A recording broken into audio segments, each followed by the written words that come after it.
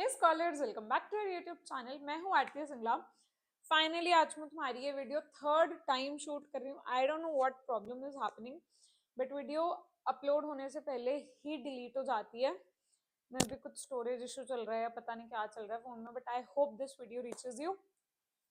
बिल्कुल भी time waste नहीं करेंगे, डायरेक्टली अपने चैप्टर पे चलेंगे। एमसीक्यूज करने वाले हैं हम आज इंडियन रेवोल्यूशनरी मूवमेंट के। सारे एमसीक्यूज इस चैप्टर के जितने भी पॉसिबल हैं वो हम इसी वीडियो में देखने वाले हैं। कोई सेकंड वीडियो नहीं आएगी एंड आई होप जल्दी से जल्दी विद इन 1 और 2 डेज में तुम्हारे सारे एमसीक्यूज के लिए चैप्टर्स फिनिश कर दूं टिल 9th। ठीक है, 6, 8 और 9 is left, that I will upload. First question start करते हैं बच्चे। Which of the following best describes the nature of Indian freedom movement? जब हम बात करें इंडियन फ्रीडम मूवमेंट की तो इनमें से, इन चारों ऑप्शंस में से कौन सी ऑप्शन बेस्ट तरीके से डिस्क्राइब करती है इसको कि हमारे इंडियन फ्रीडम मूवमेंट की आखिर में नेचर कैसी थी? ठीक है, क्या वो सिर्फ वॉयलेंट काइंड ऑफ मूवमेंट थी? नहीं। ये जो सिर्फ वर्ड होता है ना बच्चे, ओनली बहुत ध्यान से टैकल करना पड़ता है इसको। ये बिल्कुल ही अकेली वॉयलेंट मूवमेंट भी नहीं थी और अकेली नॉन वॉयलेंट मूवमेंट भी नहीं थी, क्योंकि दोनों ही एक्सट्रीम ऑप्शंस हैं। थर्ड ऑप्शन बताता है कि कॉम्बिनेशन थी ये non violent and armed revolutionary movements का। कॉम्बिनेशन थी, मतलब यहाँ पे क्या हो रहा है, वॉयलेंस भी नहीं हो, वॉयलेंस भी हो रही है और वॉयलेंस नहीं भी हो रही। मतलब रेवोल्यूशनरीज जो नॉन वॉयलेंस के पाथ पे थे वो अपनी एक्टिविटीज कर रहे थे। महात्मा गांधी जो नॉन वॉयलेंस के पाथ को अडॉप्ट करके बैठे थे सत्याग्रही के साथ, वो अपनी एक्टिविटीज को परफॉर्म कर रहे थे। कोशिश क्या हो रही थी कि हम देश को आजादी दिलाएं। तो नॉन वायलेंस और आर्म्ड रेवोल्यूशन दोनों ही तरीके की एक्टिविटीज चल रही थी इंडिया को आजाद कराने के लिए। रिलीजियस मूवमेंट तो ये नहीं थी। ठीक है, I hope this is clear.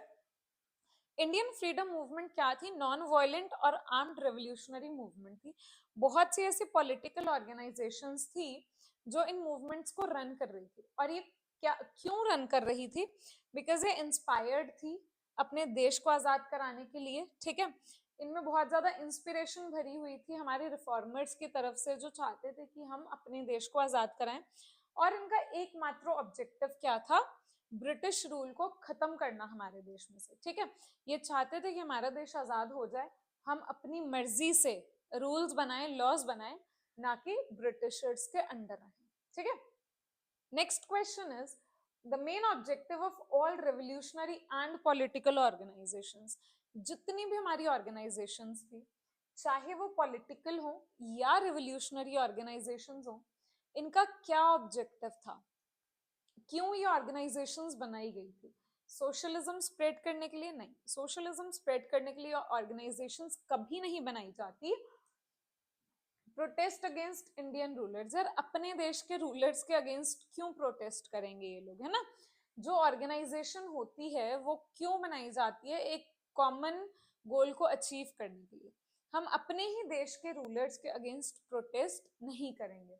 Monarchy establish हम नहीं करना चाहते, हम चाहते थे एक डेमोक्रेटिक रिपब्लिक कंट्री लेके आना, क्योंकि हम ब्रिटिश रूल को थ्रो करना चाहते थे। ठीक है, तो ऑब्जेक्टिव क्या था रेवोल्यूशनरी और पॉलिटिकल ऑर्गेनाइजेशंस का?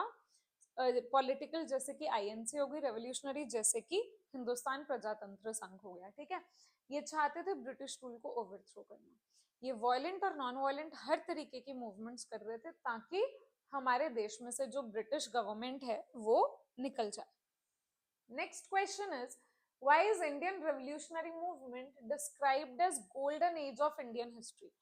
क्यों हम हमारी रेवोल्यूशनरी मूवमेंट को गोल्डन एज बोलते हैं? ठीक है, इस टाइम पीरियड को क्यों हम गोल्डन एज बोलते हैं? क्योंकि इंडिया आजाद हुआ था। हो सकता है ये आंसर, लेकिन हो भी नहीं सकता, क्योंकि हम इस मूवमेंट को बोल रहे हैं गोल्डन एज। तो क्या हम बोलेंगे कि देश आजाद हो गया इसलिए हम रेवोल्यूशनरी मूवमेंट को गोल्डन एज बोल रहे हैं? 50-50। बिकॉज ऑफ इकोनॉमिक ग्रोथ नहीं यार, हम रेवोल्यूशन कर रहे हैं, हम देश में क्रांति लेके आना चाहते, तो क्या इकोनॉमिक ग्रोथ के लिए? नहीं, ऐसा भी नहीं था।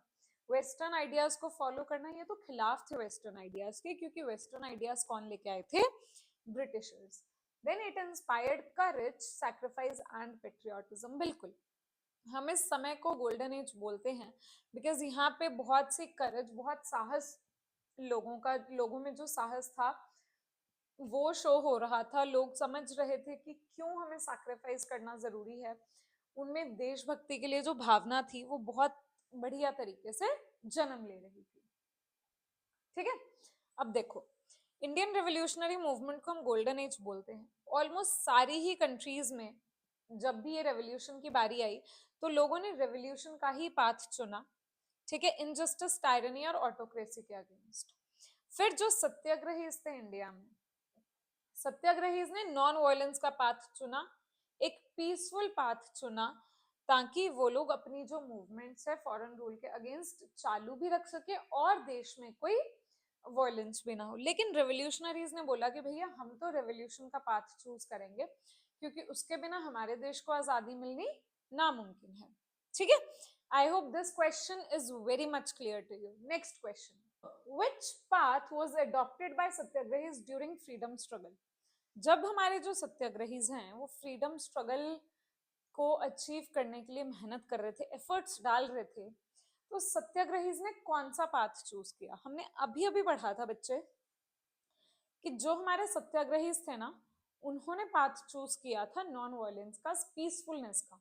सत्याग्रहीज कौन होते हैं? बेसिकली जो सत्य में बिलीव करते हैं, जिनको लगता है कि अगर हम सच्चे हैं ना तो हमारी बात सुनी जाएगी, हमारे से लोग सिंपथाइज करेंगे, हमारी बात को समझ के वो हमें हमारी आजादी दे देंगे। लेकिन ऐसा नहीं है। ब्रिटिशर्स ने अगर इतनी आसानी से भैया तुम्हें आजादी देनी होती तो ब्रिटिशर्स को तुम अपने देश में देखते ही नहीं, है ना। तो यहाँ पर आई होप तुम्हें बात तो समझ में आई। लेकिन सत्याग्रही यही समझते थे कि भैया पीसफुल और नॉन वायलेंट मूवमेंट के साथ ना हम लोग अपने देश को आजाद करा लेंगे, लेकिन ऐसा मुमकिन थोड़ा कम था। ठीक है, सो ये हमें पता है, हमने एक्सप्लेनेशन पढ़ लिया है। Next question, revolutionaries believed that using bombs would, revolutionaries को लगता था कि भैया अगर बॉम्ब यूज करेंगे ना उससे क्या हो सकता है, इमीडिएटली हम ब्रिटिश रूल को ओवरथ्रो कर देंगे।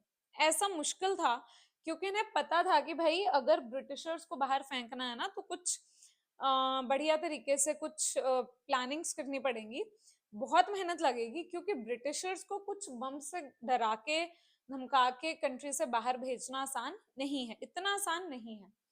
Generate courage and revolutionary spirit, बिल्कुल ये लोग ये चाहते थे कि भैया हम बॉम्ब यूज करते हैं, हमारे लोगों तक आवाज जाएगी कि वहां पे ये बॉम्ब का धमाका हुआ है। क्यों हुआ है? क्योंकि ब्रिटिशर्स हम पे क्या कर रहे हैं, एट्रोसिटीज कर रहे हैं। किसने किया है? रेवोल्यूशनरीज ने किया है।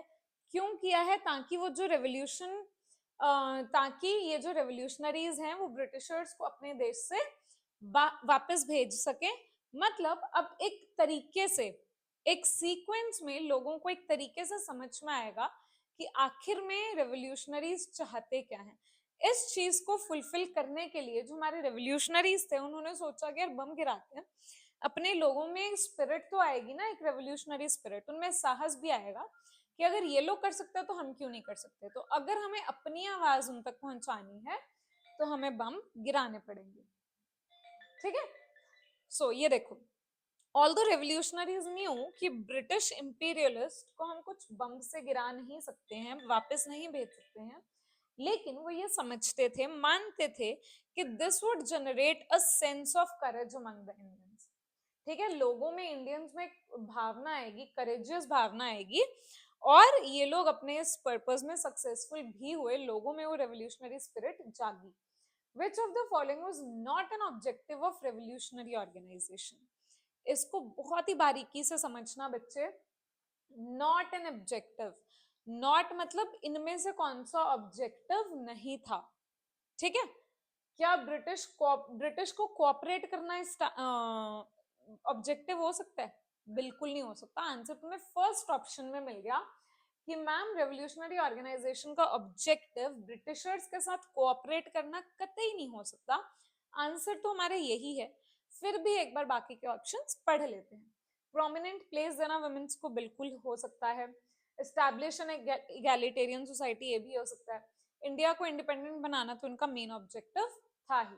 तो हमारा आंसर क्या है बच्चे, एस्टैब्लिश ब्रिटिश कोऑपरेशन। ठीक है, अब देखो क्या क्या ऑब्जेक्टिव है, रेवोल्यूशनरी ऑर्गेनाइजेशंस बनाना, ठीक है, उसके बाद एक सेक्युलर कैरेक्टर देना पूरे देश को, हम सब एक साथ हैं देश को आजाद कराने के लिए, कोई हिंदू कोई मुस्लिम कोई सिख नहीं है, इगैलिटेरियन सोसाइटी एस्टैब्लिश करना जहां पे सबको एक नजर से देखा जाए, एक सेम स्टेटस मिले, ठीक है, रेवोल्यूशनरी मूवमेंट को एक मास मूवमेंट बनाना, कुछ रेवोल्यूशनरी इसके साथ ये मूवमेंट ना रहे बल्कि सारे लोग इससे जुड़े, प्रोमिनेंट प्लेस देना वुमेन्स को, इक्वल स्टेटस देना हमारे इंडिया में, और अपने देश को आजाद बनाना। ठीक है, next question, which incident deeply influenced the revolutionaries?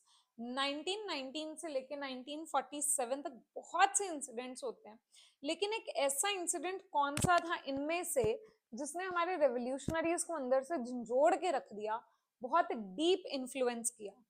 Partition of Bengal, बच्चे याद रखना ये 1905 में हुई थी, 1919 के बाद नहीं हुई। जलियांवाला बाग मैसाकर बिल्कुल एक ऐसा इंसिडेंट था जहां पर हमारे देश के जो सारी जनता थी वो ही सहम गई थी, और हमारे रेवोल्यूशनरीज के ऊपर इसका एक बहुत डीप इम्पैक्ट पड़ा था। वो क्यों पड़ा था बच्चे? बिकॉज इसमें बहुत से इनोसेंट लोगों की जान चली गई थी बिना किसी गलती के। ठीक है, साइमन कमीशन और सिविल डिसोबीडियंस मूवमेंट इसका आंसर नहीं आएगा। सिविल डिसोबीडियंस मूवमेंट तो हमने शुरू की थी, है ना, इंडियंस ने, गांधी जी ने स्टार्ट की थी, तो वो एक इंसिडेंट नेगेटिव इंसिडेंट नहीं था। साइमन कमीशन आता है, उसको वापस भेज दिया जाता है, उसका इतना असर नहीं पड़ा था जितना जलियांवाला बाग इंसिडेंट का पड़ा।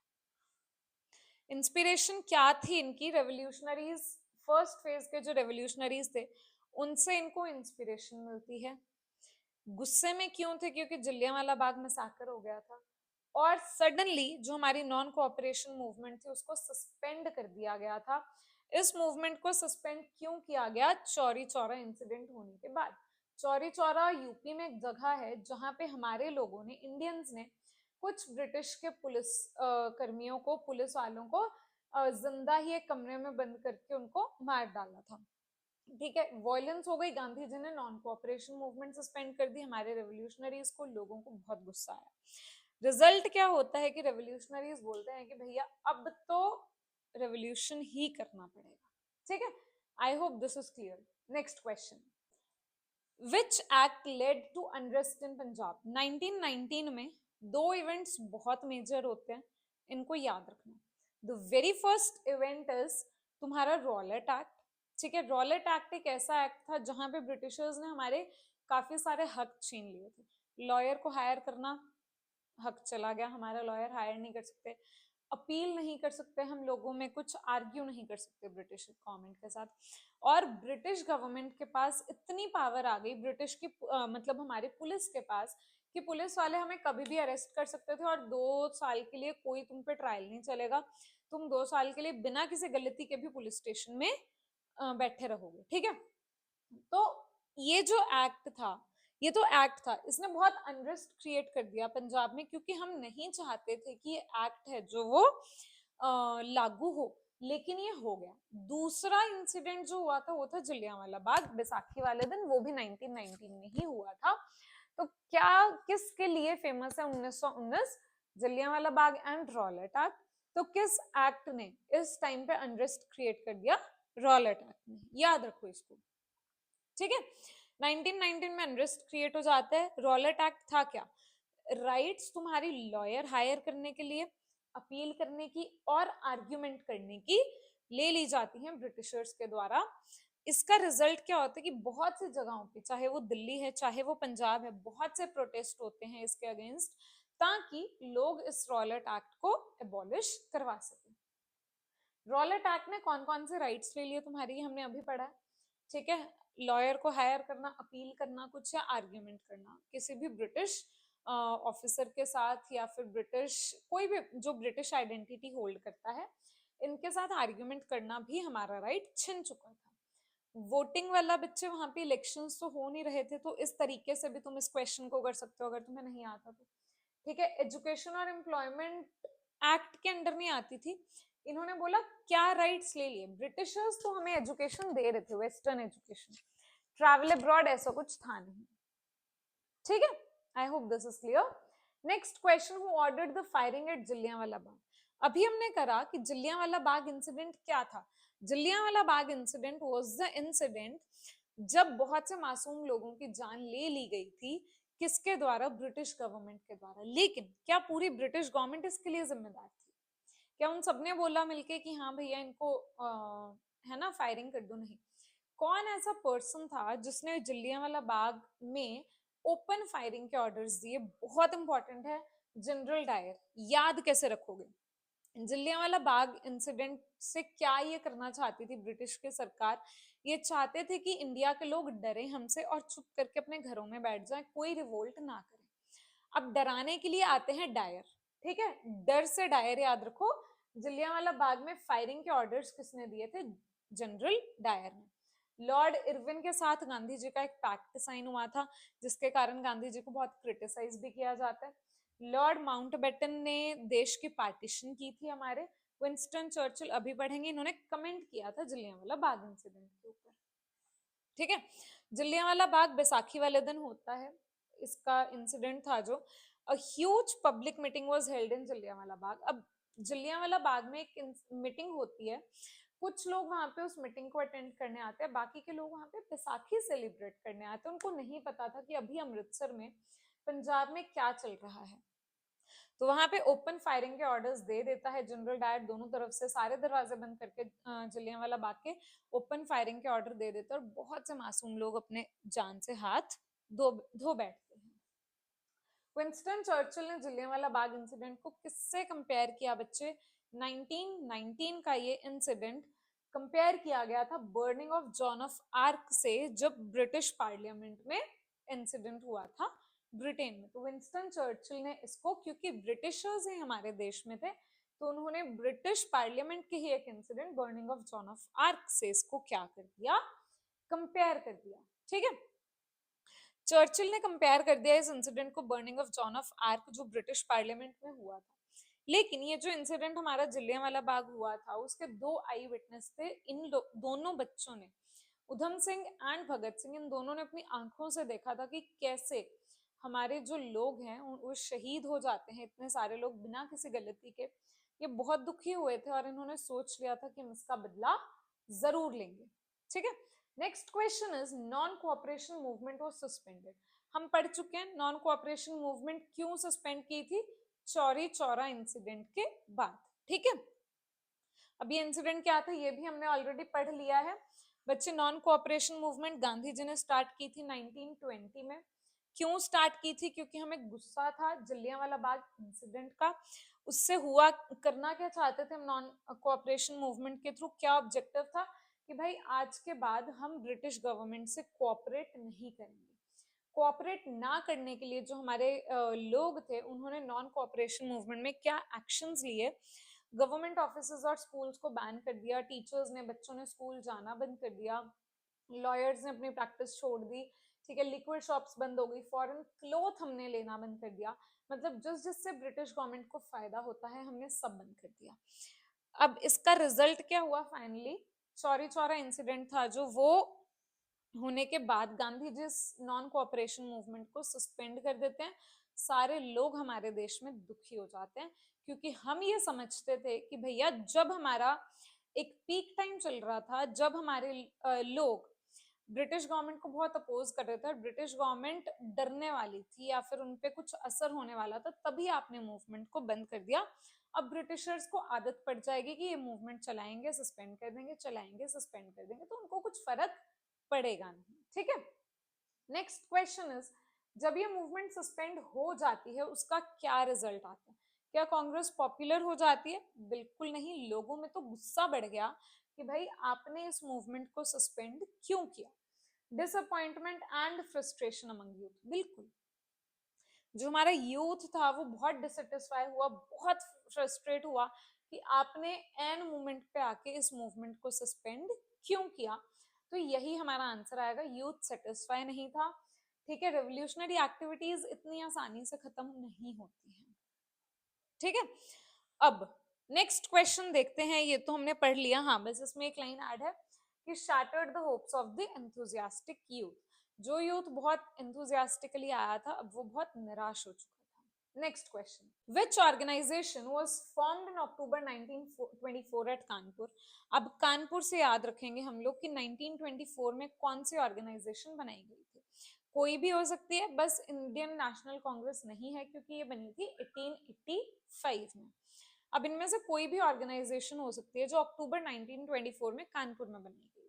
हुआ क्या, हम चाहते क्या थे इस ऑर्गेनाइजेशन के थ्रू कि भैया लोगों के कानों तक ना पूरी पूरी आवाज भेजनी है। किन लोगों के कानों तक पूरी आवाज भेजनी है? हिंदुस्तान की जो प्रजा है उनके कान तक पूरी आवाज भेजनी है कि देश को आजाद करो।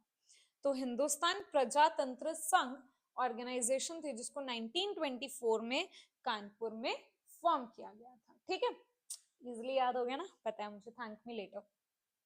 अक्टूबर 1924 में कांग्रेस कॉन्फ्रेंस होती है नॉर्थ इंडिया के जो रेवोल्यूशनरीज थे उनकी, कानपुर में, जहां पे वो ये हिंदुस्तान प्रजातंत्र संघ बनाते हैं। क्यों बनाते हैं? ब्रिटिश रूल को ओवरथ्रो करना है, आर्म्ड फोर्सेस का यूज करना है, ठीक है, आर्म्ड रेवोल्यूशन का यूज करना है और अपने देश को यूएस के जैसे एक रिपब्लिक बना लेना है। रेवोल्यूशनरीज कौन कौन थे? रामप्रसाद बिस्मिल, योगेश चंद्र चैटर्जी, सचिंद्रनाथ सान्याल एंड सुरेश चंद्र भट्टाचार्य। एम क्या था हिंदुस्तान प्रजातंत्र संघ का? क्या हमें ब्रिटिश एडमिनिस्ट्रेशन को सपोर्ट करना था? बिल्कुल नहीं। क्या हमें ब्रिटिश रूल को ओवरथ्रो करना था, खत्म करना था, देश से खत्म करना था? बिल्कुल। हमारा एकमात्र मोटिव किसी भी ऑर्गेनाइजेशन को अपने देश में स्टैब्लिश करने का क्या था? कॉलोनियल रूल को ओवरथ्रो करना और अपने लिए एक एस्टैब्लिश करना फेडरल रिपब्लिक को। ठीक है, मोनार्की हम अपने देश में नहीं चाहते थे, नॉन वायलेंस को ये नहीं प्रमोट कर रहे थे क्योंकि रेवोल्यूशनरीज ने बनाई थी। आई hope this is clear. Next question, why did revolutionaries plan the Kakori train robbery. अब काकोरी ट्रेन रॉबरी क्यों होती है बच्चे? काकोरी ट्रेन बेसिकली एक ऐसा इंसिडेंट था जहां पे हमने सोचा कि यार रेवोल्यूशन तो हमें करना है, संघ हमने बना लिया, लेकिन पैसे कहाँ से आएंगे? पैसों की जरूरत तो तुम्हें पड़ेगी। तो पैसे हमने सोचा कि लूटपाट मचाते, कि अपने लोगों से लूट ले। वो हमारे लिए पॉसिबल नहीं था क्योंकि हम अपने ही देश के लोगों को परेशान नहीं कर सकते थे। तो इन्होंने सोचा कि भैया ठीक है, अब लूटना ही है तो ब्रिटिशर्स को लूटते हैं। वो हमें कब से लूट रहे हैं तो अब हम उनकी ही ट्रेजरी लूटेंगे। तो इन्होंने प्लान किया कि काकोरी स्टेशन के ऊपर जब ये ट्रेन आएगी हम इसमें से जितना भी ब्रिटिशर्स का खजाना होगा वो सब लूट लेंगे। तो ये इन्होंने इसलिए इन्होंने काकोरी ट्रेन रॉबरी को अंजाम दिया। क्या ब्रिटिश लॉ को प्रोटेस्ट करने के लिए? हो सकता है। मनी कलेक्ट करने के लिए रेवोल्यूशनरी एक्टिविटीज की? हो सकता है। ब्रिटिश ऑफिशियल्स को भी अटैक करने के लिए? हो सकता है। पॉलिटिकल प्रिजनर्स को फ्री कराने के लिए भी ये रॉबरी करी जा सकती है बच्चे। बट एक बात याद रखना कि इन सब के लिए कोई मूवमेंट भी चल सकती थी, लेकिन जब तुम रॉब कर रहे हो, किसी को लूट रहे हो, मतलब या तो तुम उनके आर्म्स एंड एम्यूनिशन लूटोगे या पैसा लूटोगे, तो तुम्हारा ऑप्शन आ जाएगा बी। तुम्हें चाहे काकोरी इंसिडेंट्स नहीं पता क्या था, लेकिन अगर थोड़ा दिमाग से चलोगे तो तुम्हारे आंसर्स फटाक से आएंगे। ठीक है। अब देखो, रेवोल्यूशनरीज थे जो नॉर्थ इंडिया के, उनको चाहिए था पैसा भैया रेवोल्यूशन करने के लिए। स्ट्रगल भी करनी है उनको, कैंपेन भी करना है, यूथ को भी इंस्पायर करके इकट्ठा करना है और उनको ट्रेनिंग भी देनी है। पैसा कहाँ से आएगा? तो इन लोगों ने इसी चीज को डिस्कस करने के लिए एक मीटिंग बुलाई शाहजहांपुर में, जहां पे डिसाइड किया कि काकोरी ट्रेन में जब ये अपना ट्रेजरी को ट्रांसपोर्ट कर रहे होंगे हम इस ट्रेन को लूट लेंगे। तो इसीलिए ये जो काकोरी इंसिडेंस होता है ये 1925 में हो जाता है। कौन इस इंसिडेंस के बाद भाग गया, अरेस्ट नहीं हुआ? रामप्रसाद बिस्मिल जो प्रेसिडेंट थे वो तो डेथ सेंटेंस दे दिया उनको तो। ठीक है, और कौन भाग गया भैया? आजाद। आजाद रह गए ना, ये भाग गए, ब्रिटिश गवर्नमेंट के अरेस्ट में नहीं आए, मतलब ये आजाद हो गए। तो कौन भागा? चंद्रशेखर आजाद। ये अपने काकोरी इंसिडेंट्स के बाद 10 लोगों में शामिल थे। ये भाग जाते हैं, ब्रिटिश गवर्नमेंट के अरेस्ट में नहीं आते हैं। भागने के बाद ये अपनी रेवोल्यूशनरी एक्टिविटीज जरूर कंटिन्यू रखते हैं। क्यों भागते हैं? क्योंकि ये चाहते थे कि मैं हमेशा आजाद रहूं, खुद मर जाऊंगा लेकिन ब्रिटिशर्स के हाथों नहीं मरूंगा। ठीक है। अब रिएक्शन क्या होता है गवर्नमेंट का? ऑब्वियसली गवर्नमेंट बहुत गुस्से में आई, उन्होंने बहुत लोगों को अरेस्ट करना स्टार्ट कर दिया। कुछ लोगों को डेथ सेंटेंस दे दिया, जिनमें से थे Pandit Ramprasad Bismil, the president of this whole incident, Roshan Singh, Rajendra Lahiri और अशफाकुल्ला खान। बहुत से लोगों को लाइफ इम्प्रिजनमेंट दे दी, लॉन्ग सेंटेंसेस के इम्प्रिजनमेंट दे दी, लेकिन एक रेवोल्यूशनरी जो भाग गए थे वो थे चंद्रशेखर आजाद। अब नेक्स्ट क्वेश्चन देखते हैं, credibility of Congress declined after the suspension of non cooperation movement. तुमने नॉन कोऑपरेशन मूवमेंट को सस्पेंड कर दिया, ऑब्वियसली जो तुम्हारी क्रेडिबिलिटी है, लोगों का तुम पे विश्वास है, वो कहीं ना कहीं डिक्लाइन होगा, कम होगा, हुआ। ए बिल्कुल ठीक है। The youth gained confidence in non violence. क्या यूथ नॉन वायलेंस पे भरोसा करेगा अब? नहीं। क्यों नहीं करेगा? क्योंकि नॉन कोऑपरेशन में हम नॉन वायलेंस कर रहे थे, बड़े अच्छे से मूवमेंट चला रहे थे, ब्रिटिशर्स को इम्पैक्ट भी हो रहा था, लेकिन जैसे ही वायलेंस हुई, आपने उस मूवमेंट को सस्पेंड कर दिया, तो मतलब वायलेंस होगी, मूवमेंट सस्पेंड हो जाएगी, तो नॉन वायलेंस से तो कुछ नहीं हो रहा ना। ब्रिटिशर्स तो अपना आराम से रूल कर रहे हैं, तो लोगों का जो ये कॉन्फिडेंस था नॉन वायलेंस में, वो खत्म हो रहा था यूथ का। इसलिए तुम्हारा ए तो करेक्ट है, लेकिन आर इज फॉल्स। ठीक है, I hope this is clear. Next question. Revolutionaries believed freedom could be achieved only through violent means. Revolutionary मानते थे कि भैया अगर देश को आजाद कराना है तो सिर्फ और सिर्फ वॉयलेंट ही होना पड़ेगा। अब ओनली क्यों बोलते थे ये, पहले रीजन पढ़ते हैं। क्योंकि ये लोग फ्रस्ट्रेट हो गए थे by the sudden withdrawal of mass movements. Non cooperation movement आपने बंद कर दी, इससे ये बहुत परेशान हो गए थे, फ्रस्ट्रेट हो गए थे, तो इन्हें लगा कि यार नॉन वायलेंट जो मूवमेंट्स हैं वो तो काम कर नहीं रही हैं, तो अब अगर देश को आजाद कराना है तो हमें वायलेंट मींस को अपनाना ही पड़ेगा, सिर्फ वायलेंस से ही अब हम देश को आजाद करा सकते हैं। तो ये बिल्कुल ठीक है एक्सप्लेनेशन उसकी, it is the correct explanation. ठीक है, नेक्स्ट क्वेश्चन। हिंदुस्तान प्रजातंत्र संघ was later renamed as Hindustan Samajwadi प्रजातंत्र संघ। एचपीएस को एचएसपीएस का नाम दे दिया गया, ऐसा क्यों? ये तो हमें पता है, बिल्कुल चेंज किया था, लेकिन क्यों चेंज किया था? क्योंकि revolutionaries wanted only political independence. क्या रेवोल्यूशनरीज सिर्फ पॉलिटिकल इंडिपेंडेंस चाहते थे और सोशल चेंज नहीं लेके आना चाहते थे? तो ये गलत है। इन्होंने इसमें वर्ड ऐड किया है बच्चे, समाजवादी। समाजवादी क्या होता है कि तुम अपने समाज की भी सोच रहे हो, तुम अपने समाज को भी बढ़िया बनाना चाहते हो, तो इसका मतलब जो हमारे रेवोल्यूशनरीज थे वो पॉलिटिकल इंडिपेंडेंस के साथ साथ सोशियो इकोनॉमिक स्ट्रक्चर को भी बढ़िया बनाना चाहते थे, इसीलिए इन्होंने इस संघ का नाम चेंज कर दिया। तो हमारा करेक्ट आंसर आता है option A, that oh sorry sorry sorry, इन्होंने, ये करेक्ट रीजन नहीं है, ये हमने अभी डिस्कस किया। क्यों? क्योंकि इसमें सोशल चेंज की बात नहीं की गई, बल्कि नाम चेंज किया था दोनों रीजन से, पॉलिटिकल इंडिपेंडेंस भी चाहिए और सोशियो इकोनॉमिक स्ट्रक्चर को भी चेंज करना है। तो आर तुम्हारा हो गया फॉल्स। अब जो हमारे रेवोल्यूशनरीज थे वो मिलते हैं फिरोज शाह कोटला में। क्यों मिलते हैं भैया? मीटिंग क्यों होती है? ताकि हम डिबेट कर सकें कि हमें इस संघ का नाम, ऑर्गेनाइजेशन का नाम चेंज करना है या नहीं करना। क्यों चेंज करना चाहते थे? बिकॉज ये लोग ना सोशलिज्म के आइडियाज से बहुत इन्फ्लुएंस्ड थे और चाहते थे कि रेवोल्यूशनरी मूवमेंट है जो, पॉलिटिकली तो इंडिपेंडेंट हो हम, देश तो हमारा आजाद हो, लेकिन उसके साथ साथ कुछ सोशो इकोनॉमिक स्ट्रक्चर भी बदलना है हमें, ताकि हमारी सोसाइटी में जो भी इविल्स प्रैक्टिस किए जाते हैं वो ना रहे और सबको एक जैसा सम्मान मिल सके। तो इसका रिजल्ट क्या होता है कि इन्होंने इसका नाम चेंज कर दिया। इंग्लिश में इसको क्या बोलते हैं? हिंदुस्तान इंडियन, समाजवादी सोशलिस्ट, प्रजातंत्र डेमोक्रेटिक, संघ मतलब union.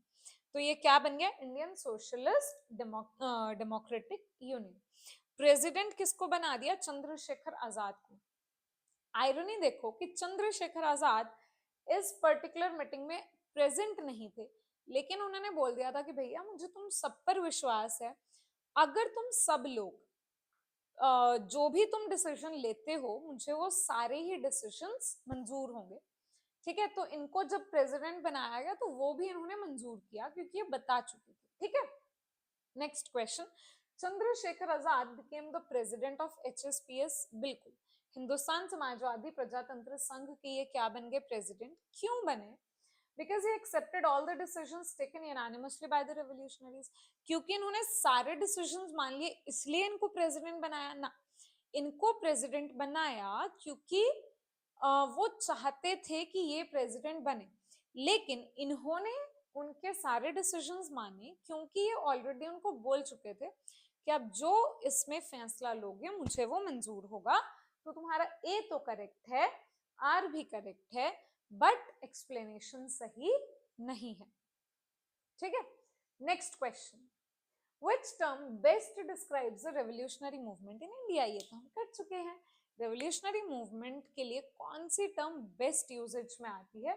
Golden age of Indian history, क्योंकि इस समय पे लोगों में साहस जगाने की कोशिश की गई थी, लोगों में पेट्रियाटिज्म भी लेके आने की कोशिश की गई थी, और लोग बहुत ज्यादा इनसे इन्फ्लुएंस भी थे। Next, Lala Lajpat Rai was injured during a protest.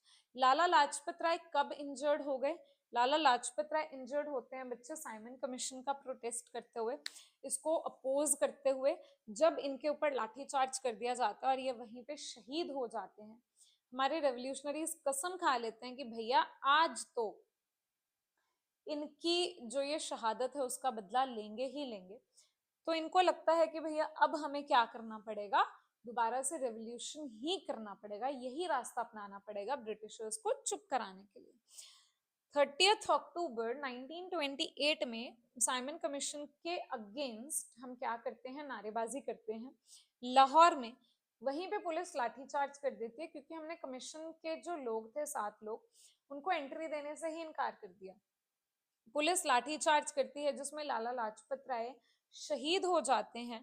तो रेवोल्यूशनरीज को लगता है कि यार दोबारा से हमें वायलेंस करनी पड़ेगी, रेवोल्यूशन का ही रास्ता चूज करना पड़ेगा।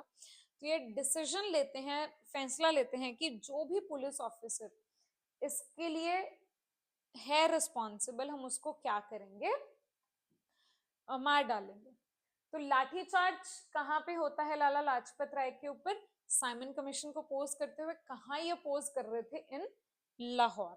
ठीक है, next question, who fired first shot at Saunders? Saunders वो पुलिस ऑफिसर था जो लाला लाजपत राय जी की शहादत के लिए रिस्पॉन्सिबल था, लाठीचार्ज इसी ने करवाया था, इसीलिए अब इसको तो मरना था। तो जब ये पुलिस स्टेशन के बाहर आता है तो हमारे जो भगत सिंह थे या फिर राजगुरु थे, जय गोपाल थे या फिर चंद्रशेखर आजाद, ये सबके सब वहां पे प्रेजेंट थे। राजगुरु ने सबसे पहले सॉन्डर्स के ऊपर अटैक किया। इनके अटैक करने के बाद भगत सिंह आगे आते हैं, वो अटैक करते हैं सॉन्डर्स के ऊपर और सॉन्डर्स मर जाते हैं। अब ये देख लेते हैं कांस्टेबल चंदन सिंह जो भगत सिंह को पकड़ने के लिए उनके पीछे भागते हैं, पकड़ना क्या उनको भी गोली मारते। इसी रीजन से ना चाहते हुए भी चंद्रशेखर आजाद ने हेड कांस्टेबल चंदन सिंह को शूट कर दिया, उनको भी मार दिया, मतलब उसने अपनी मौत खुद ही बुला ली। सीधी सी बात है ना। तो होता क्या है बच्चे, लाला जी का मर्डर जो हुआ है उसका बदला तो भैया लेना है। चंद्रशेखर आजाद, राजगुरु, भगत सिंह एंड जयगोपाल, ये चारों के चारों बंदे कमान संभाल लेते हैं। 17 दिसंबर की इवनिंग में ये लोग लाहौर के पुलिस स्टेशन में पहुंच जाते हैं। जैसे ही सॉन्डर्स बाहर आता है, फर्स्ट शॉट उसको मारते हैं राजगुरु, सॉन्डर्स गिर जाता है। फिर भगत सिंह उसके बाद उनको बहुत सारी बुलेट से मार डालते हैं। अब जब भगत सिंह को पकड़ने के लिए हेड कांस्टेबल चंदन सिंह उनके पीछे भागे तो चंद्रशेखर आजाद ने उनको भी मार दिया। सॉन्डर्स को तो मार दिया, उसके बाद पोस्टर्स किसके नाम पे इशू हुए, किसने बोला कि भैया हमने सॉन्डर्स को मारा है? वो थे हिंदुस्तान समाजवादी प्रजातंत्र संघ, HSPS के ही रेवोल्यूशनरीज थे। इन्होंने मान लिया कि भैया हमने ही ये जो सॉन्डर्स है उसको मारा है। क्या इन्होंने बहुत बढ़िया सा बोला उसमें, the killing of the favourite leader of millions by a soldier. कौन था फेवरेट लीडर सब लोगों का? ये थे लाला लाजपत राय। उनको एक सोल्जर ने मार डाला, ये हमारे देश के लिए बहुत इंसल्टिंग था। ठीक है, तो ये हमारी ही जिम्मेदारी बनती है, हमारी इंडियन यूथ की ही ड्यूटी बनती है कि हम उसका बदला लें। हम सॉन्डर्स की मर्डर के लिए माफी मांगते हैं। हम नहीं चाहते थे कि ऐसा हो, बट वो भी उस इनह्यूमन और अनजस्ट सिस्टम का एक हिस्सा था जिसको बदलने की, जिसको खत्म करने की हम एक कोशिश कर रहे हैं। ठीक है। Next question is who helped Bhagat Singh escape from Lahore to Calcutta. Saunders को मारने के बाद भगत सिंह वहां से निकल जाते हैं, लाहौर से कैलकाटा पहुंच जाते हैं। किसकी मदद से? दुर्गा भाभी की मदद से। अब दुर्गा भाभी कौन थी? ये इन्हीं के साथ एक रेवोल्यूशनरी थे। ठीक है, कौन थे? भगवती चरण वोहरा, उनकी वाइफ थी दुर्गावती वोहरा, जिनको सब लोग बहुत ही रिस्पेक्ट से, बहुत ही प्यार से बोलते थे दुर्गा भाभी। तो भगत सिंह को लाहौर से कलकत्ता जाने में किसने हेल्प की? दुर्गा भाभी ने। जब ये कलकत्ता पहुंच जाते हैं, इन्होंने वहां पे सीखा बम बनाना। बम बनाना किससे सीखा इन्होंने? जतेंद्र नाथ दास से। ठीक है, इनसे इन्होंने सीखा कि भैया बम कैसे बनाते हैं, और फिर दिल्ली, आगरा में और बहुत सी जगहों पर बॉम्ब मेकिंग फैक्ट्रीज इन्होंने लगा दी। अब दिमाग में क्या था वो बात करेंगे। भगत सिंह जब कलकत्ता पहुंचते हैं, वहां पे मिलते हैं जतेंद्र नाथ दास से, बम बनाना सीखते हैं और फैक्ट्रीज एस्टैब्लिश कर देते हैं आगरा में, दिल्ली में, और इनके जितने भी साथी थे सब इनका साथ देते हैं। अब भगत सिंह ने जो बॉम्ब बनाए थे, फैक्ट्रीज लगाई, उनमें जो भी बॉम्ब बने, इन्होंने 2 बॉम्ब फेंके। कहां पर फेंके भैया? सेंट्रल लेजिस्लेटिव असेंबली में। अब वहां पे कुछ मीटिंग चल रही थी, है ना, तुम्हारा सेशन चल रहा, उस सेशन में जाके इन्होंने खाली जगह पे फेंक दिए। किसके साथ मिले हुए थे भगत सिंह ताकि ये वहां पे बॉम्ब्स फेंक सके? ये गए थे बट्टुकेश्वर दत्त के साथ। याद कैसे कर सकते हो? पंजाबी में ना बोलते बट्टा, बट्टा होता है पत्थर, पत्थर फेंकते हैं, इन्होंने बॉम्ब फेंके। ठीक है, किसके साथ मिलके? बट्टुकेश्वर दत्त और भगत सिंह ने एक दूसरे के साथ मिलकर बॉम्ब फेंके। कहां फेंके? सेंट्रल लेजिस्लेटिव असेंबली में। जल्दी से देखते हैं इस इंसिडेंट को। तो बॉम्बिंग होती है भैया सेंट्रल लेजिस्लेटिव असेंबली में। कब होती है? जब वहां पर एक डिबेट चल रही थी पब्लिक सिक्योरिटी और इंडस्ट्रियल डिस्प्यूट बिल के ऊपर। अब जब ये डिबेट चल रही थी, भगत सिंह और बट्टुकेश्वर दत्त दोनों ही मिलके वहां पे ऑडियंस गैलरी में 2 बम फेंक दिए थे। कहाँ फेंके इन्होंने? ऑडियंस की गैलरी में, बिल्कुल खाली जगहों पे, ताकि किसी को भी नुकसान ना पहुंचे, कोई भी हार्म ना हो। अब वहां पे ऑब्वियसली भगदड़ मच गई। Both made no attempt to run away. वहां से भागने की कोशिश ना बच्चे किसी ने भी नहीं करी, बल्कि पुलिस के सामने खुद अपने हाथ लेके खड़े हुए कि भैया अब हमें तुम अरेस्ट कर सकते हो। पैम्फलेट्स बांटे वहां पे। It takes a loud bang to make our voice reach the deaf ears. इन्होंने बोला कि बहुत बड़े धमाके की जरूरत है ताकि जो हमारी बात है वो बहरों तक पहुंच सके, वो लोग जो बहरे बन चुके हैं उन तक पहुंच सके। ये पैम्फलेट्स इन्होंने फेंके और स्लोगन्स, नारे लगाए, इनकलाब जिंदाबाद, ब्रिटिश इंपीरियलिज्म बी डिस्ट्रॉयड। बहुत इंपॉर्टेंट इंसिडेंट है, क्योंकि इसके बाद भगत सिंह जेल में रहे, हंगर स्ट्राइक की, सब किया जो जेल में किया।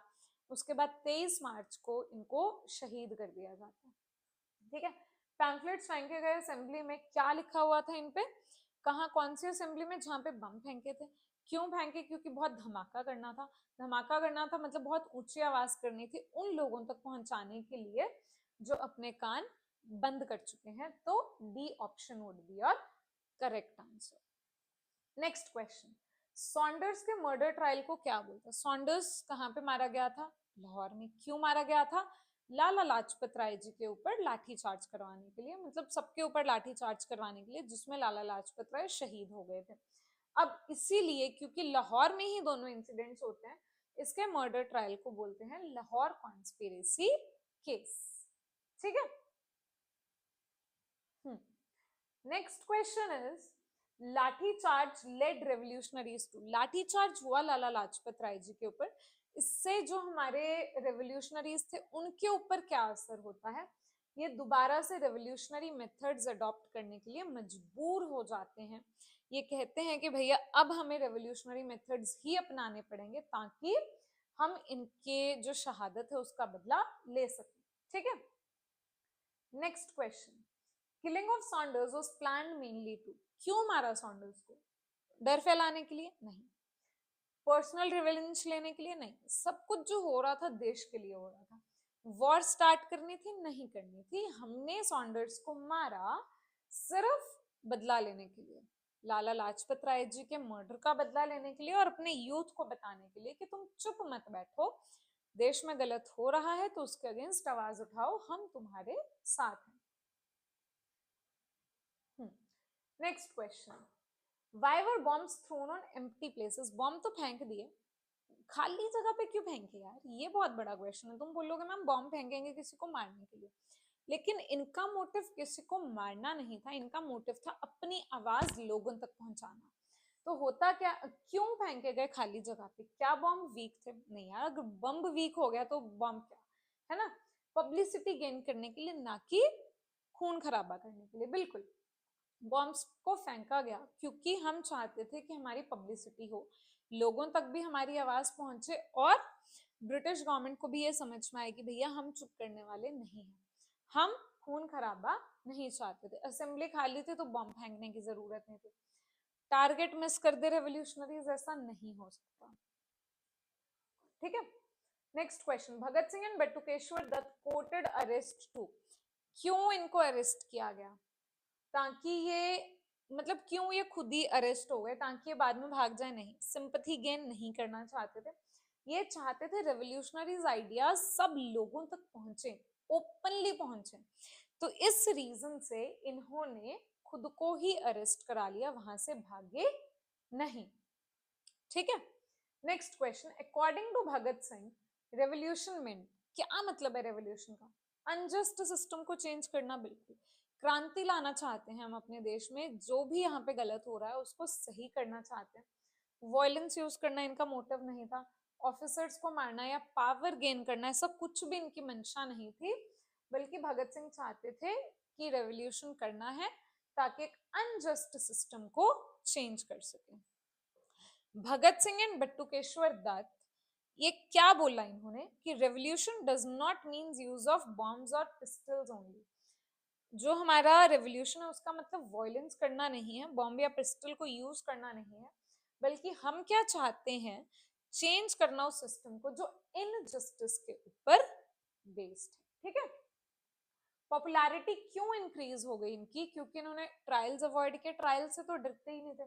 स्टेटमेंट्स और पब्लिश्ड इन न्यूज़पेपर्स, बच्चे घूम फिरा के वही बात आ रही है कि रेवोल्यूशनरीज अपनी आवाज लोगों तक पहुंचाना चाहते थे। ठीक है, तो पॉपुलैरिटी कैसे बढ़ी? क्योंकि इनकी जो स्टेटमेंट्स थी वो न्यूज़पेपर्स में पब्लिश हुई, लोगों को इनके आइडियाज के बारे में पता चला, लोगों के मन में इनके लिए रिस्पेक्ट बैठी और देश के लिए प्यार जगा, इसलिए ये लोग बहुत ज्यादा पॉपुलर हो गए। ठीक है, बोल्ड स्टेटमेंट्स जो दी थी या रिबिलियस एटीट्यूड था भगत सिंह का और उनके साथियों का, उसने पूरे देश की अटेंशन को ग्रैब कर लिया। स्टेटमेंट से इनकी पब्लिश हो गई न्यूज़पेपर्स में और लोगों को समझ में आया कि भैया आखिर में इतना कुछ क्यों हो रहा है। Next question is hunger strike of revolutionaries in jail.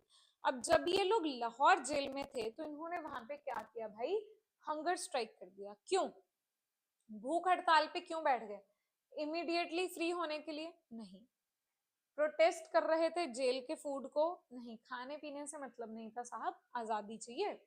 Delay कर दिया, डीले करना चाहते थे ट्रायल को? ऐसा भी नहीं है। ये क्या चाहते थे कि हमें पॉलिटिकल प्रिजनर का स्टेटस मिले। ये खुश थे कि हम जेल में हैं, हम देश को आजाद करने के कारण जेल में हैं, करवाने के कारण जेल में हैं, तो हमें ऑर्डिनरी प्रिजनर मत समझो, हमें पॉलिटिकल प्रिजनर का स्टेटस दो, और जो भी फैसिलिटीज एक पॉलिटिकल प्रिजनर को मिलनी चाहिए वो सब हमें दो।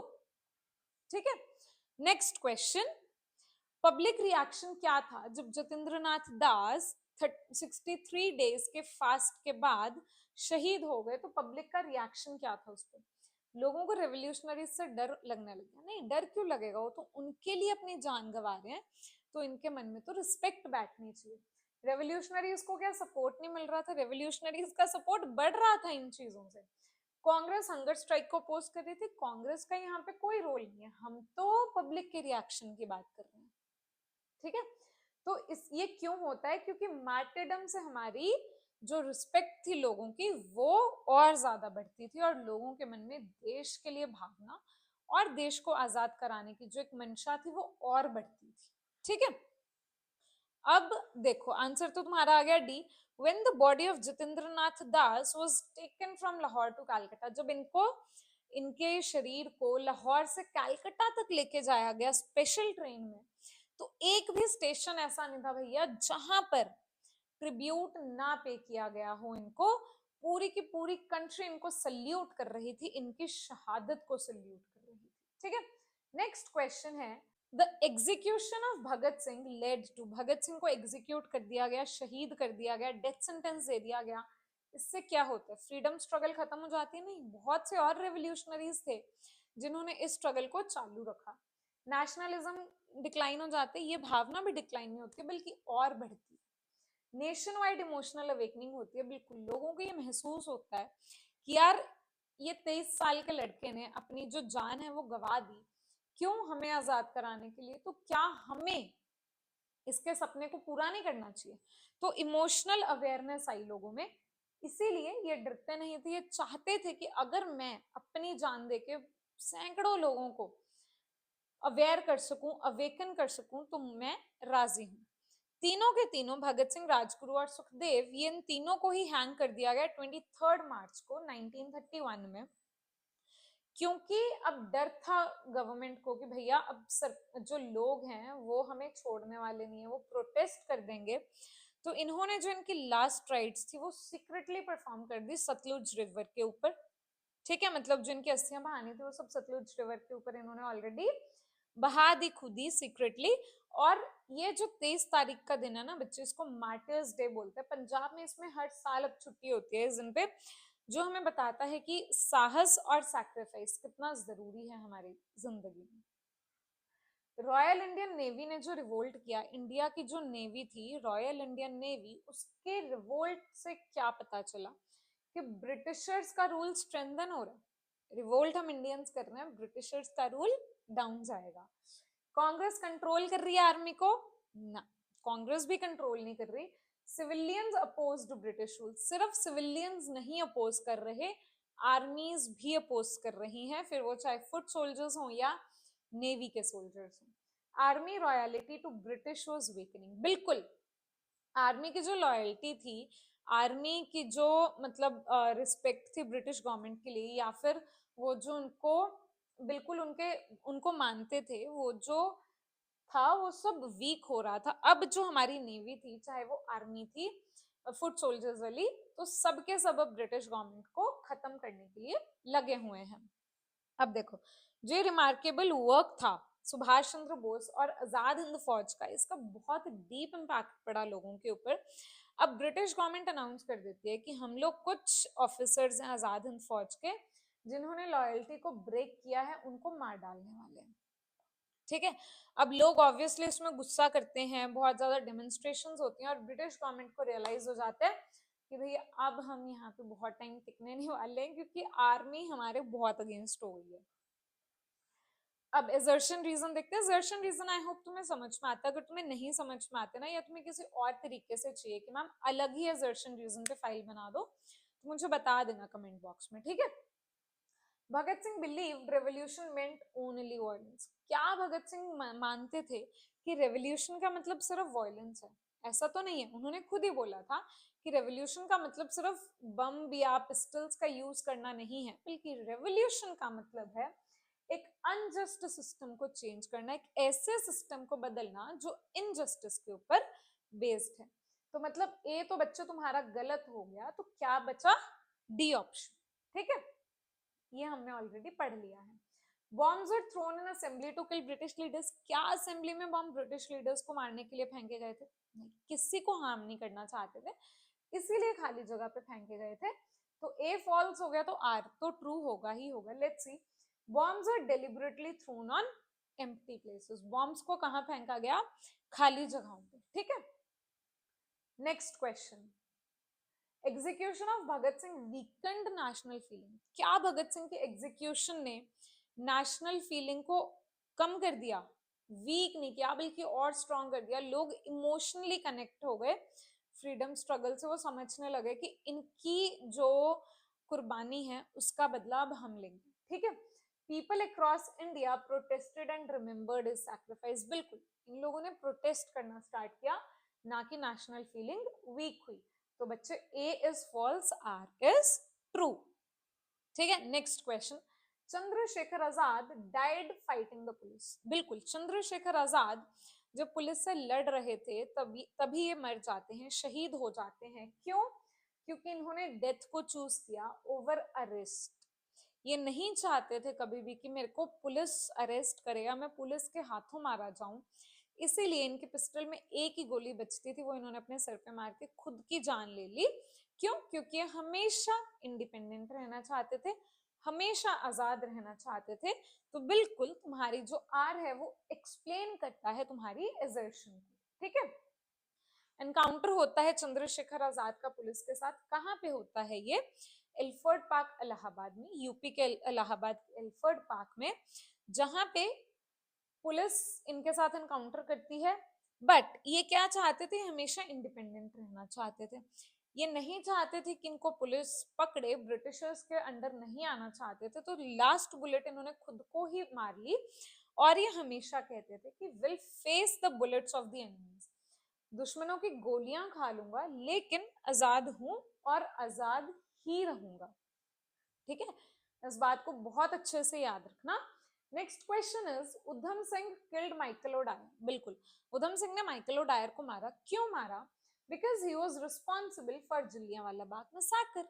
यस, कहीं ना कहीं जो माइकल ओडायर था ये रिस्पॉन्सिबल था जलियांवाला बाग इंसिडेंट के लिए। तो इसीलिए उधम सिंह ने जब ये एक सेरेमनी पे गया हुआ था कैक्सटन हॉल में, वहां पे जाके लंदन में जहां पे ये चीफ स्पीकर था, वहीं पे जाके इसको गोली मार दी। वहीं पे ये पकड़ा भी गया उधम सिंह। और उधम सिंह जी के पकड़े जाने के बाद इनके ऊपर जो भी ट्रायल्स चले उनमें इनको हैंग करने का ऑर्डर आया। पेंटनविल जेल लंदन में ही इनको क्या कर दिया गया बच्चे?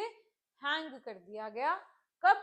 जुलाई 31, 1940 को। ठीक है, मतलब जब ये बोलो कि 6 साल, मतलब महीने के 7वें महीने, साल के 7वें महीने की अंतिम तारीख को इनको क्या कर दिया गया? हैंग कर दिया गया। British decision to leave India was influenced by military unrest. बिल्कुल ये बात ठीक है। मिलिट्री में जब अनरेस्ट होने लगा, आर्मी नेवी सब इनके अगेंस्ट होने लग गए, तब ब्रिटिश का जो डिसीजन था, ब्रिटिशर्स ने सोच लिया कि भैया अब तो इंडिया छोड़ना पड़ेगा। क्यों? क्योंकि आजाद हिंद फौज और नेवी रिवोल्ट था जो, उससे ब्रिटिश की जो अथॉरिटी थी वो बहुत वीक हो रही थी। तो बिल्कुल तुम्हारा आर एक्सप्लेन करता है ए को। आजाद हिंद फौज का एक बहुत बड़ा इम्पैक्ट था हमारी नेशनल मूवमेंट के ऊपर, आर्मी के ऊपर भी, चाहे वो कोई भी है। ठीक है, 1946 में अनरेस्ट हो जाता है आर्मी में। होता क्या है कि जो हमारी रॉयल नेवी थी, इंडियन नेवी, वो भी रिवोल्ट कर देती है। जब ये रिवोल्ट कर देती है तब ब्रिटिश गवर्नमेंट समझ लेती है कि भैया अब हमारा जो रूल है उसकी नींव बिखर गई है, क्योंकि अब तुम ट्रेड ही नहीं कर पाओगे अपने देश के साथ। ठीक है। Which fact led to criticism of Mahatma Gandhi regarding revolutionaries? revolutionaries कौन थे? भगत सिंह, राजगुरु और सुखदेव। क्यों क्रिटिसाइज किया गया? क्योंकि उनको हैंग करने से पहले ही ये जो पैक्ट था, गांधी इरविन पैक्ट, ये साइन होता है। और इसमें गांधी जी 11 डिमांड्स भेजते हैं। अब उन 11 डिमांड्स में एक डिमांड रख सकते थे हमारे रेवोल्यूशनरीज को बचाने की, उनकी जिंदगियों को बचाने की, उनको बाहर निकलवाने की। लेकिन महात्मा गांधी ने ऐसा नहीं किया। क्यों नहीं किया? क्योंकि ये लोग रेवोल्यूशन के पाथ पे चलते थे। इसलिए महात्मा गांधी जी को क्रिटिसाइज किया जाता है गांधी इरविन पैक्ट के लिए। ठीक है, याद रखना है इस बात को। Mahatma Gandhi was criticised because he did not save Bhagat Singh, Rajguru and Sukhdev from hanging. ये कर सकते थे, इन्होंने नहीं किया। The last rites of Bhagat Singh, Rajguru and Sukhdev were secretly performed. किस रिवर के ऊपर? रिवर सतलुज के ऊपर। ठीक है। नेक्स्ट, सुभाष चंद्र बोस ने भगत सिंह इनकलाब का जो नारा था उसको किससे इक्वेट किया? इन्होंने बोला कि मेरे लिए इनकलाब जिंदाबाद और भगत सिंह जिंदाबाद एक ही मतलब है। इनकलाब जिंदाबाद का नारा किसने दिया था? भगत सिंह ने। याद रखना इस बात को। ठीक है। अब paying tribute to Bhagat Singh, Subhash Chandra Bose ने बोला कि भगत सिंह जिंदाबाद और इनकलाब जिंदाबाद का नारा मेरे लिए एक ही जैसा है। Hunger strike increased the popularity of revolutionaries. Hunger strike ने रेवोल्यूशनरीज की पॉपुलैरिटी को बहुत बढ़ा दिया, बिल्कुल बढ़ा दिया। क्यों? क्योंकि public came to know about their objectives and sacrifices. अब पब्लिक को ये पता चलने लगा कि भैया हमारे जो रेवोल्यूशनरीज के क्या ऑब्जेक्टिव्स हैं, क्या क्या उन्होंने सैक्रिफाइस किया हमारे लिए, तो इसलिए ये जो लोग थे वो और ज्यादा पॉपुलर होने लग गए। तो आर एक्सप्लेन्स ए। ठीक है, next question is Bhagat Singh did not take the Lahore trial seriously. बिल्कुल, भगत सिंह ने लाहौर ट्रायल को यार बिल्कुल सीरियस नहीं लिया। क्यों सीरियस नहीं लिया? क्योंकि इनको फर्क पड़ता ही नहीं था। ये तो चाहते थे शहीद होना ताकि लोगों तक इनकी शहादत पहुंचे और लोग इसी गुस्से में आके ब्रिटिश गवर्नमेंट को अपने देश से भगा दें। सोचो मतलब कितनी छोटी उम्र में कितनी बड़ी सोच ये रखते थे। He believed that revolutionary movement was more important. ये समझते थे कि भैया रेवोल्यूशनरी मूवमेंट ज्यादा इंपॉर्टेंट है, मेरी जान से, मेरी पर्सनल सेफ्टी से भी ज्यादा क्या इंपॉर्टेंट है, रेवोल्यूशनरी मूवमेंट। इसीलिए इन्होंने लाहौर ट्रायल को बहुत ज्यादा सीरियसली नहीं लिया। ये जेल में बैठ के अपनी बुक पढ़ते थे, अपना है ना स्ट्राइक्स वगैरह करते थे, अपने और भाइयों के साथ सिंगिंग वगैरह करते थे, नारे लगाते थे, सब करते थे, लेकिन डरते नहीं थे। ठीक है, हाँ। तो जब ट्रायल होता है सॉन्डर्स मर्डर केस का, क्या बोलते हैं इस ट्रायल को? Lahore conspiracy case. 24 रेवोल्यूशनरीज को प्रोसिक्यूट कर दिया था, 6 को abscond, 3 were released and 7 became public witnesses. 8 ही लोगों के ऊपर बस ट्रायल्स किए गए थे। अब इसमें जो भगत सिंह और उनके एसोसिएट्स थे वो कभी इस केस को सीरियसली नहीं लेते थे। चंद्रशेखर आजाद ने उन्हें बचाने की बहुत कोशिश की लेकिन वो फेल हो गए। रेवोल्यूशनरी ऑर्गेनाइजेशंस कौन कौन सी एक्टिव थी बंगाल में? बच्चे याद रखो, गदर पार्टी फॉरेन कंट्री में थी, अनुशीलन समिति और युगांतर। अगर तुम्हें लास्ट चैप्टर याद है, तुम्हारा नंबर 4, तो ये बिल्कुल एक्टिव यही वाली 2 रेवोल्यूशनरी ऑर्गेनाइजेशंस थी जो बंगाल में एक्टिव थी। कांग्रेस तो बंगाल में थी, सॉरी, कांग्रेस तो रेवोल्यूशनरी ऑर्गेनाइजेशन ही नहीं थी। स्वराज पार्टी और होम रूल लीग भी अभी नहीं थी। तो बंगाल में कौन सी थी? अनुशीलन समिति एंड युगांतर। ठीक है, रेवोल्यूशनरीज थे जो बंगाल में, वो बहुत ज्यादा एक्टिव थे इन 2 ऑर्गेनाइजेशंस के थ्रू 1924 में ही। अब वहां पे गोपीनाथ साहा थे, उन्होंने जो कमिश्नर था टिगाट, उसको मारने की कोशिश की लेकिन ये अनसक्सेसफुल हो गई। क्योंकि अनसक्सेसफुल हो गए, उसके बाद जो बंगाल था वहां पे ये जो एक्टिविटीज होती है थोड़ा स्लो डाउन हो जाते हैं क्योंकि वहां पे अभी कोई और रेवोल्यूशनरी नहीं था। चिट्टागोंग आर्मी रेड को किसने लीड किया था बच्चे? गणेश घोष ने। अब तुमने वो मूवीज में देखा होगा ना कि जब भी किसी घोस्ट को दिखाना होता है तो व्हाइट कपड़ों में दिखाते हैं, वहां से याद रख सकते हो, घोष घोस्ट चिट्टागोंग रेड। ठीक है, चिट्टागोंग आर्मी रेड को किसने लीड किया था भाई? गणेश घोष ने, भगत सिंह, चंद्रशेखर आजाद, ये तो HSPS में थे। सूर्य सेन ने बंगाल में जो एक्टिविटीज थी, रेवोल्यूशनरी एक्टिविटीज, उनको थोड़ा इम्पीटस में लाए थे, मतलब शुरू किया था उन्होंने। 1930 के बिगिनिंग में सूर्य सेन ने दोबारा से एक्टिवेट की रेवोल्यूशनरी मूवमेंट बंगाल में। प्लान क्या था कि हमें रेड करना है, रॉब करना है, पुलिस की जो आर्म्स हैं उनको छीन लेना है। कहाँ पे? चिट्टागोंग में, जो कि बंगाल की प्रेसिडेंसी थी, अभी बांग्लादेश में है। अब इन्होंने इंप्लीमेंट कैसे किया इस प्लान को? 18 अप्रैल को इन्होंने रेवोल्यूशनरीज को, जिनको गणेश घोष लीड कर रहे थे, उनको भेजा और पुलिस आर्सेनल को क्या कर लिया? लूट लिया। ठीक है, आई होप ये भी चिट्टागोंग आर्मी रेड वाली स्टोरी भी तुम्हें समझ में आई। नेक्स्ट क्वेश्चन है, रेवोल्यूशनरीज थे जो, उन्होंने किस चिट्टागोंग आर्मरी रेड के जो रेवोल्यूशनरीज थे उन्होंने किस नाम के अंडर काम किया? ये हिंदुस्तान सोशलिस्ट रिपब्लिकन आर्मी नहीं, बंगाल वॉलंटियर्स नहीं, इन्होंने Indian Republican army Chittagong branch, इस नाम के अंडर सारी के सारी एक्टिविटीज रन की। ठीक है, नेक्स्ट क्वेश्चन। हाँ, पार्टिसिपेंट्स अबाउट 65 पीपल थे जिन्होंने Indian Republican army Chittagong branch के अंदर काम किया। क्या ऑब्जेक्टिव था? आर्सेनल को लूटना है, टेलीग्राफ और टेलीफोन लाइंस को, ऑफिसेस को डिस्ट्रॉय करना है, और जितने भी यूरोपियन क्लब के मेंबर्स थे जो मेनली गवर्नमेंट और मिलिट्री ऑफिशियल्स ही थे उनको भी अरेस्ट करना है। ठीक है, होस्टेज में डालना, बंदी बनाना। ठीक है, नेक्स्ट क्वेश्चन, थोड़े से क्वेश्चन रहते हैं, अभी जल्दी तुम्हारी ये वीडियो वाइंड अप कर दूंगी। Next question, one major objective of Chittagong raid was, क्या ऑब्जेक्टिव था इस चिट्टागोंग रेड का? इसका सिंपल सा ऑब्जेक्टिव था बच्चे कि डिस्ट्रॉय करना है कम्युनिकेशन सिस्टम को, बिल्कुल टेलीग्राफ और टेलीफोन ऑफिसर्स सबको डिस्ट्रॉय कर दिया। ब्रिटिश ऑफिसर्स को भी होस्टेज में डाला था, यूरोपियन क्लब के थे जो लूटेड द ट्रेजरी, ट्रेजरी नहीं लूटी थी बल्कि आर्म्स लूटे थे। प्रिजनर्स को फ्री कराना ऐसा कुछ मेंशन नहीं है, तो मतलब दो आंसर्स हमारे हो सकते हैं। इन्होंने पूछा मेजर ऑब्जेक्टिव क्या था, बच्चे मेजर ऑब्जेक्टिव तो था आर्म्स को लूटना, पुलिस आर्सेनल को लूटना, वो ऑप्शन में नहीं है। तो सेकंड नंबर पे था डिस्ट्रॉय करना कम्युनिकेशन सिस्टम्स को, ताकि ये आपस में कम्युनिकेट ना कर। ठीक है, चलो next question, after whose arrest did Chandrashekhar Azad continue revolutionary activities, किनकी अरेस्ट के बाद चंद्रशेखर आजाद ने रेवोल्यूशनरी एक्टिविटीज को कंटिन्यू रखा? सूर्य सेन बंगाल में थे अकेले, इनके साथ कुछ ज्यादा कनेक्शन नहीं था।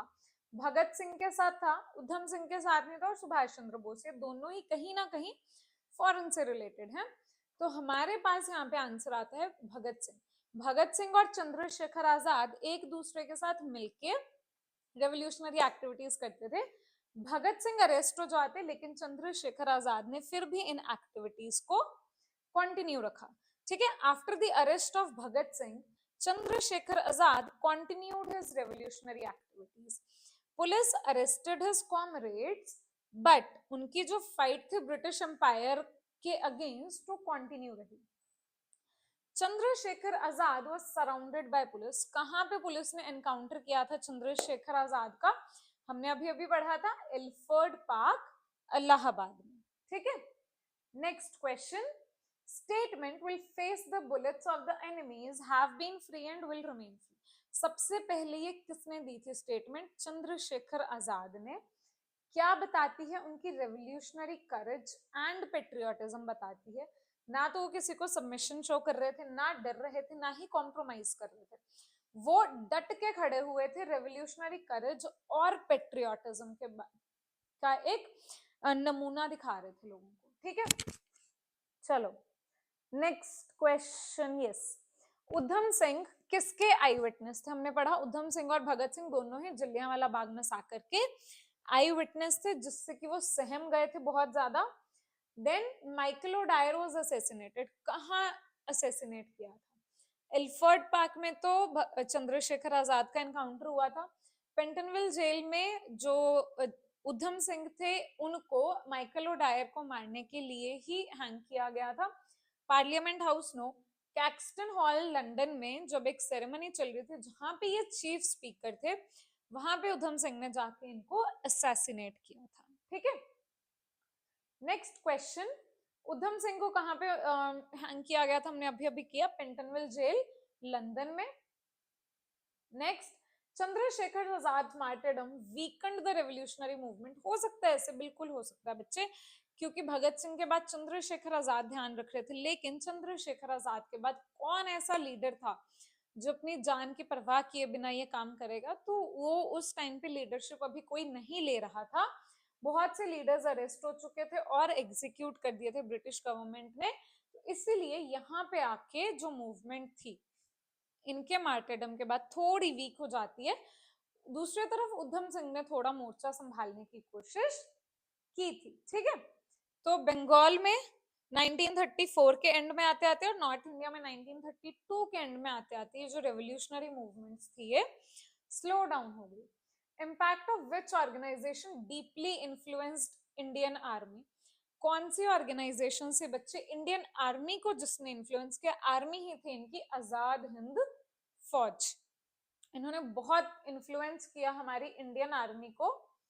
ठीक है, next is Indian navy revolt कहां से स्टार्ट होता है? आईएनएस तलवार से स्टार्ट होता है। इसको याद रखना कि February 18, 1946 में spontaneous beginning of this revolt, इस रिवोल्ट की जब बिगिनिंग होती है वो कहां से स्टार्ट होती है? From the naval signals training ship INS तलवार। ठीक है, रीजन क्या था, ब्रिटिश ऑफिसर्स ने एक बहुत ही रेशियल एटीट्यूड शो किया था इंडियंस की तरफ और बहुत ही ह्यूमिलिएट किया था। जब इंडियंस ने कंप्लेंट किया कि भैया जो खाना तुमने हमें खाने के लिए दिया है वो बिल्कुल स्पॉइल्ड है, अच्छा नहीं है, तो उन्होंने इंडियन सोल्जर्स को बहुत ह्यूमिलिएट किया ये कह के कि beggars can not be free to choose. जो बेगर्स होते हैं, जो भिखारी होते हैं, वो चूज नहीं कर सकते, जो मिला है वो खा लो। ठीक है, तो जो सेलर्स थे वो हंगर स्ट्राइक पे चले गए, जिसके कारण फिर ब्रिटिश गवर्नमेंट को इंडिया से ही हाथ धोने पड़ गए। मतलब तुमने हमें बेगर्स बोला, अब तुम देखो हम क्या करते तुम्हारे साथ। What was the immediate cause of Indian navy revolt? बिल्कुल, तुमने हमारे साथ जो डिस्क्रिमिनेशन की है और हमारी ह्यूमिलिएशन की है ना भैया, वो हम सहन नहीं करेंगे। तो यही एक इमीडिएट रीजन था कि इन लोगों ने रिवोल्ट कर दिया। कौन सा फ्लैग होइस्ट किया इंडियन नेवी ने? यूनियन जैक, जो ब्रिटिश गवर्नमेंट का फ्लैग था उसको हटा दिया और अपना ट्राई कलर फ्लैग था जो उसका फहरा दिया पूरे देश में, पूरे उनकी जो शिप थी उस पर। ठीक है, नेक्स्ट क्वेश्चन, लास्ट क्वेश्चन है ये।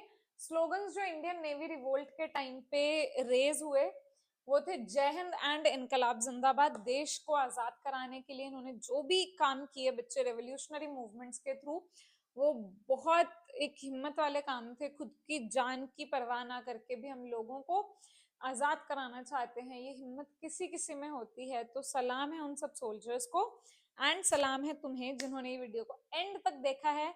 लाइक शेयर कर देना, दोस्तों में शेयर भी जरूर कर देना बच्चे, सबको इन वीडियोस का फायदा उठाने दो और जल्दी से चैनल को सब्सक्राइब कर दो। नेक्स्ट वीडियो बहुत जल्दी आ जाएगी। Bye bye.